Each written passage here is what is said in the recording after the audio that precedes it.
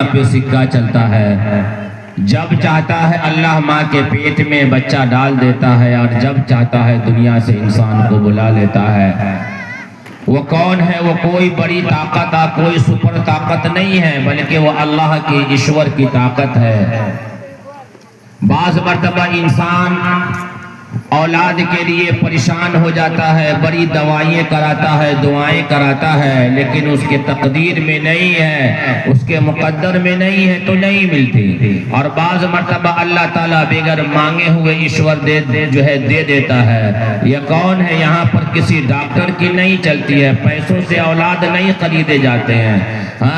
کہا کہ ڈاکٹروں کے اندر شفا نہیں ہے، اس کی دواؤں میں شفا نہیں ہے، بلکہ اللہ جب تک کہ نہ چاہے، ایشور جب تک کہ نہ چاہے۔ ہمارے تعلقات میں ایک ڈاکٹر ہے، بڑے ڈاکٹر ہے، رام کشور اس کا نام ہے، بنگلور میں بڑا ہاسپٹل ہے، اس کے پاس اولاد نہیں ہے، روزانہ 20 سے 25 آپریشن کرتے ہیں، چھوٹے بڑے آپریشن کرتے ہیں، اولاد نہیں ہے، پریشان ہے، مولانا دعا کیجئے اولاد نہیں ہے۔ میں ایک مرتبہ کہا کہ بعض لوگ کہتے ہیں کہ ڈاکٹر ہی اولاد دیتا ہے، یہ کرتا، کہا کہ نہیں، یہاں پہ کسی ڈاکٹر کی نہیں چلتی، دواؤں میں کوئی ایسی دوا آج تک دنیا میں کوئی ایسا انجیکشن ڈاکٹر نے نہیں بنایا جس کو دے کر کے اولاد پیدا کر لیا جائے، اولاد بنا دیا جائے۔ یہ تو کہا کہ ایشور کے اس میں ہے، جب چاہتا ہے دیتا ہے، جس کو چاہتا ہے دیتا ہے۔ وہ کون ہے؟ وہ ہم سب کا پیدا کرنے والا اللہ ہے، ہم سب کا پیدا کرنے والا ایشور ہے۔ جب چاہتا ہے دنیا کے ماحول کو بگاڑ دیتا ہے، جب چاہتا ہے دنیا کے ماحول کو اچھا کر دیتا ہے۔ آپ نے دیکھا نہیں کہ صبح سے ہم لوگ ٹینٹ لگا کر کے بیٹھے ہیں، اور بڑی آن بان شان سے ہم بیٹھے ہیں، تھوڑی سی ہوائیں چلی، موسم گرم تھا، چاروں طرف سے دیکھے کہ بادل کی گرجا گرجی شروع ہوئی، اور بارش اور آندھی اتنی تیز ہوئی کہ ہر آدمی پریشان ہو گیا کہ اب کیا ہوگا، اب کیا ہوگا۔ لیکن تھوڑی دیر میں اللہ نے بادل کو بالکل چھانٹ دیا، موسم بالکل صاف اللہ نے فرما دیا۔ وہ کون ہے؟ وہ ہم سب کا پیدا کرنے والا ایشور ہے، ہم سب کا پیدا کرنے والا اللہ ہے۔ میرے بھائیوں، کہا کہ وہ ایشور کی پہچان ہمیں کرنی ہے، اس اللہ کی پہچان ہمیں کرنی ہے، اور کہا کہ ایمان بھی بنانا ہے تو اللہ کی پہچان اسکول اور کالجوں میں نہیں کرائی جاتی ہے، مدرسہ اور مسجدوں میں اللہ کی پہچان کرائی جاتی ہے۔ اسی وجہ سے مسجد کی تعمیر ہوتی ہے جہاں اللہ کی پہچان کرائی جائے، اللہ کی بات بتائی جائے، ایشور کی بات بتائی جائے، امن اور شانتی کے لیے پرارتھنا کیا جائے، امن اور سکون کے لیے دعا کیا جائے۔ یہی وہ گھر ہے جس گھر میں مسلمان بیٹھ کر کے نماز پڑھ کر کے اپنے ملک کے لیے امن اور شانتی کے لیے دعا کرتا ہے، اور اپنی حاجت کے لیے دعا کرتا ہے کہ اے ایشور، اے اللہ، ہمارے ملک میں امن اور شانتی بنا دے۔ یاد رکھ لیجئے گا، اللہ کے نبی علیہ الصلوۃ والسلام ایک موقع سے فرمایا کہ جس گاؤں میں مسجدیں ہوتی ہیں، جس گاؤں میں مسجدیں ہوتی ہیں اور وہاں اذان جب پکارا جاتا ہے تو کہا کہ اللہ کی رحمت اس طریقے سے ٹوٹ پڑتی ہے جیسے آسمان سے، کہا کہ بارش زمین پر ٹوٹ پڑتا ہے۔ میرے بھائیوں، یہ مسجد بہت بڑی نسبت ہے ایمان والوں کے لیے، ایک مسلمان کے لیے ہی نہیں بلکہ پورے انسان کے لیے۔ یہ مسجد جو پوجا کرنے کی جگہ ہے، جہاں عبادت کرنے کی جگہ ہے، پورے انسان کے لیے بہت بہترین جگہ ہے، مدھپن جگہ ہے۔ یہاں پہ امن اور شانتی کے ساتھ پوجا کیا جاتا ہے اور عبادت کی جاتی ہے، امن اور شانتی بنایا جاتا ہے۔ میرے بھائیوں، اللہ کے گھر کی تعمیر اور اللہ کے گھر کی تعمیر کرنے کے لیے اپنے جان اور مال کو اللہ کے راستے میں لگا دینا، یہ بہت بڑی سعادت کی بات ہے، ہم سب کے لیے خوش نصیبی کی بات ہے کہ جو مال اللہ نے ہمیں اور آپ کو دیا ہے، جو دولت اللہ نے ہمیں اور آپ کو دیا ہے، یہ دولت ہم تو ڈاکٹروں کے پاس لگا دیتے ہیں، اپنے بچوں کو ڈاکٹر بنانے میں لگا دیتے ہیں، کھیتی کرنے میں لگا دیتے ہیں، ادھر ادھر خرچ کر دیتے ہیں، لیکن خوش نصیب آدمی وہ ہے جو اپنے مال کو، جو مال اللہ نے دیا ہے، جو ایشور نے جو مال ہمیں اور آپ کو دیا ہے، جو اللہ نے مال ہمیں دیا ہے، وہ مال اللہ کے راستے میں لگ جائے۔ میں کہہ دینا چاہتا ہوں آپ سے، اور خاص کر کے ماں بہنوں سے میں کہنا چاہتا ہوں کہ اسلام کی تاریخ کو اٹھا کر کے دیکھیے، اسلام کی تاریخ کو اٹھا کر کے دیکھیے تو اسلام کے لیے سب سے پہلے جن خاتون نے اسلام کے لیے قربانی دیا تھا، اسلام کی ترقی کے لیے قربانی دیا تھا، اسلام کو جو ہے اسلام کو آگے بڑھانے کے لیے جس عورتوں نے قربانی دی تھی، جس خاتون نے قربانی دیا تھا، کہا کہ مکہ کی سب سے زیادہ مالدار عورت، مکہ کی سب سے بہترین خوبصورت عورت، مکہ کی سب سے مالدار عورت کوئی اور نہیں تھی بلکہ حضرت خدیجہ الکبریٰ رضی اللہ تعالیٰ عنہ ہے، جو آقا صلی اللہ علیہ وسلم کی پہلی بیوی ہے اور سب سے بڑی تجارت کرنے والی ہے۔ بہترین آپ کا تجارت تھا حضرت خدیجہ الکبریٰ کا، لیکن جب آپ ایمان لائی ہے، آقا صلی اللہ علیہ وسلم پر ایمان لائی ہے اور کلمہ پڑھی ہے لا الہ الا اللہ محمد رسول اللہ، تو کہا کہ اپنا پورا کا پورا مال جو ہے اللہ کے راستے میں خرچ کیا ہے۔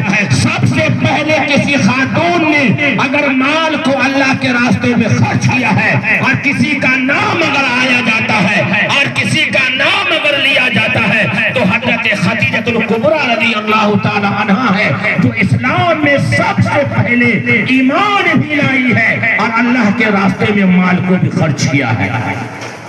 حضرت خدیجہ نے مال کو سب سے پہلے اللہ کے راستے میں خرچ کیا، جتنا بھی دیا سب اللہ کے راستے میں لٹا دیا، اللہ کے راستے میں لگا دیا۔ یاد رکھ لیجئے گا، اللہ تعالیٰ قرآن میں کہتا ہے من جاء بالحسنۃ فلہ عشر امثالھا، جو اللہ کے لیے ایک دے گا اللہ اس کو 10 دے گا۔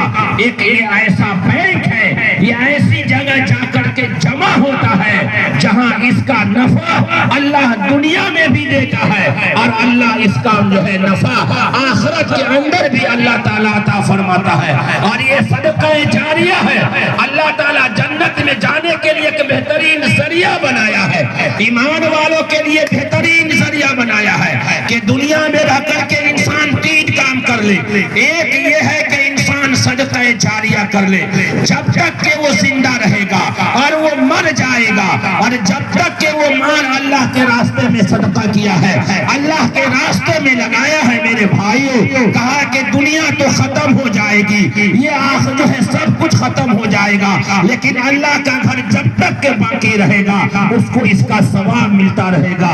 تاریخ کو آپ اٹھا کر کے دیکھیے، تاریخ کو کھنگال کر کے دیکھیے، ہماری مہماں جو ہے ماں بہنیں بھی تاریخ جو ہے سن لے کہ مولانا مفتی نوشاد صاحب دامت برکاتہم عالیہ ہے، مکہ کے اندر مدینہ کے اندر ایک صحابی رسول ہے، ایک اللہ کے نبی علیہ السلام کے صحابی ہے اور وہ خلیفہ بھی ہے جس کا نام حضرت عثمان غنی رضی اللہ تعالیٰ عنہ ہے۔ سب سے بڑے تاجر ہے حضرت عثمان غنی، بڑے تاجر تھے، اللہ نے مال سے آپ کو نوازا تھا، آپ کا بزنس بھی تھا، جیسا بھی ہو بڑا بزنس تھا۔ ایک مرتبہ ایک موقع سے آقا صلی اللہ علیہ وسلم نے کہا پانی کی بڑی دقت تھی، مدینہ کے اندر پانی کی بڑی دقت تھی، ماں بہنیں یہودیوں کے یہاں سے پانی لایا کرتی تھی اور خرید کر کے پانی لایا کرتی تھی، اور وہ یہودی جو تھا بڑے جو ہے اکھر پن کا اور کھرا مزاج کا تھا، وہ اپنی منمانی جو ہے پانی بیچتا تھا۔ ایک موقع سے اللہ کے نبی علیہ السلام نے کہا جو اس یہودی کا کنواں خرید کر کے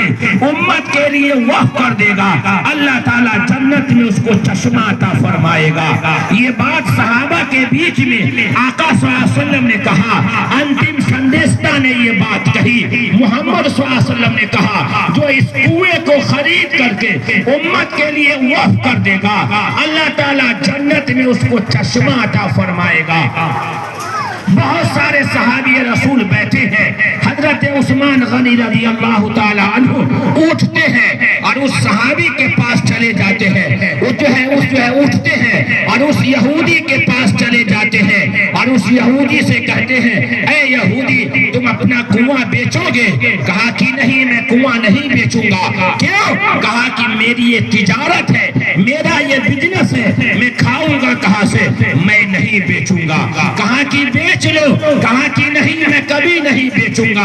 حضرت عثمان غنی رضی اللہ تعالیٰ عنہ مایوس ہو کر کے لوٹ کر کے آئے ہیں، مسجد نبوی میں آئے ہیں اور پھر نماز حضرت عثمان غنی پڑھے، اللہ سے دعا کیا، کہا کہ اے اللہ اس یہودی کے دل میں بات آپ ڈالنے والے ہیں، وہ کنواں اے اللہ کسی نہ کسی ذریعے سے امت کے لیے وقف کروا دیجئے۔ دعا کر کر کے پھر اٹھتے ہیں اور اس یہودی کے پاس چلے جاتے ہیں، کہتے ہیں کہ تم کنواں بیچو گے؟ کہا کہ نہیں بیچوں گا۔ کہا کہ ٹھیک ہے بیٹھو، میری ایک بات تم سن لو، میری ایک بات تم سن لو۔ حضرت عثمان غنی نے اس یہودی سے کہا کہ میری ایک بات سنو۔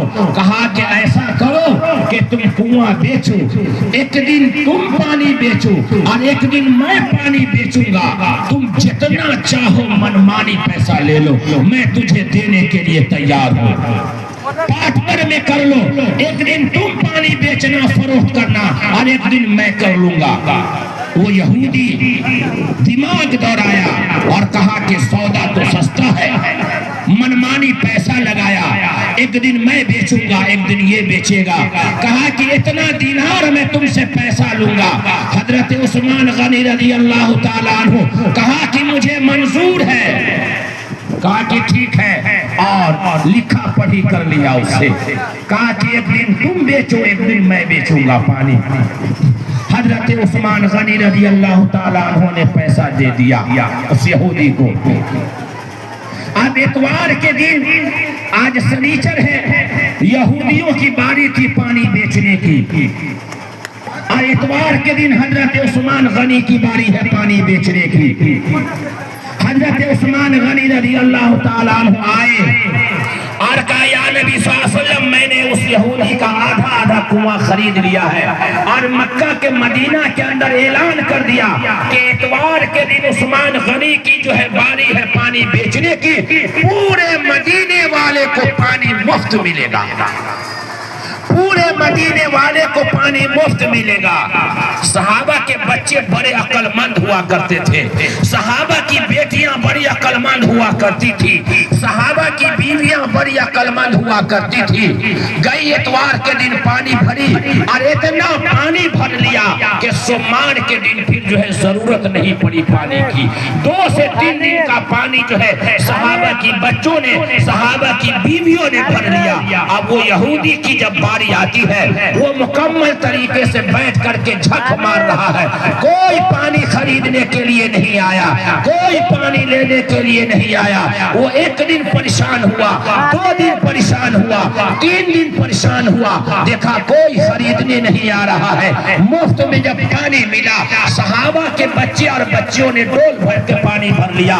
وہ یہودی حضرت عثمان غنی کو بلاتا ہے اور کہتا ہے عثمان غنی میں تم سے معاہدہ تو کر لیا ہے، میں معاہدہ توڑ نہیں سکتا، ایسا کرو کہ پورا کا پورا